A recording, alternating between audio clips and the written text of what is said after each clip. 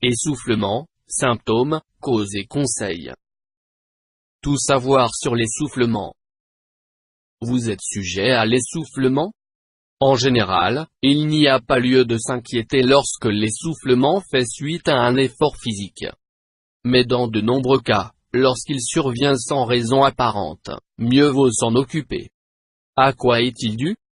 Quels sont les symptômes et les pathologies auxquelles il peut être associé? Voici quelques explications. Pourquoi est-on essoufflé? Être essoufflé, c'est tout simplement respirer plus vite et plus fort qu'à l'accoutumée.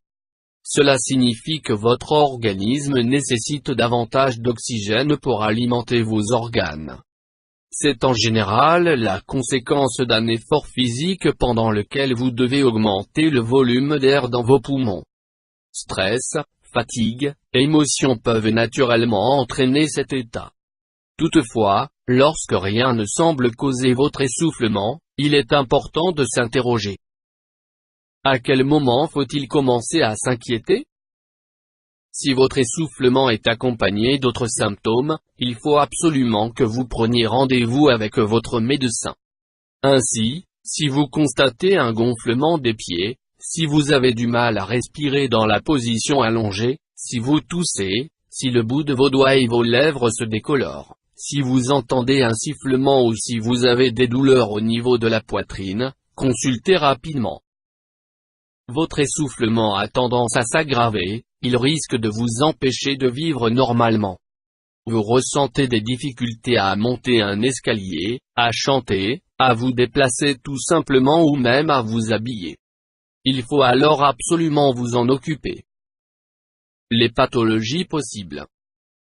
Lorsque votre besoin en oxygène s'accroît, cela peut être dû à des problèmes cardiaques, pulmonaires ou même psychologiques.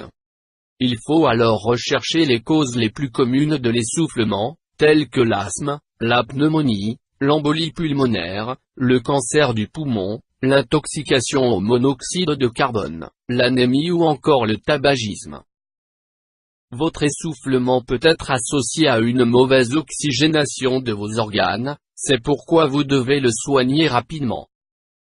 Conseils pour limiter l'essoufflement.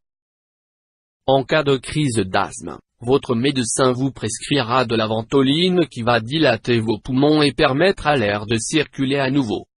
Pour des pathologies plus importantes, des médicaments et un suivi spécifique vous seront prescrits à l'hôpital afin de vous permettre de vous sentir mieux. Dans tous les cas, arrêtez la consommation de tabac et éloignez-vous des endroits très pollués. Limitez les séjours en altitude et prenez soin de votre alimentation, une perte de poids peut régler votre problème.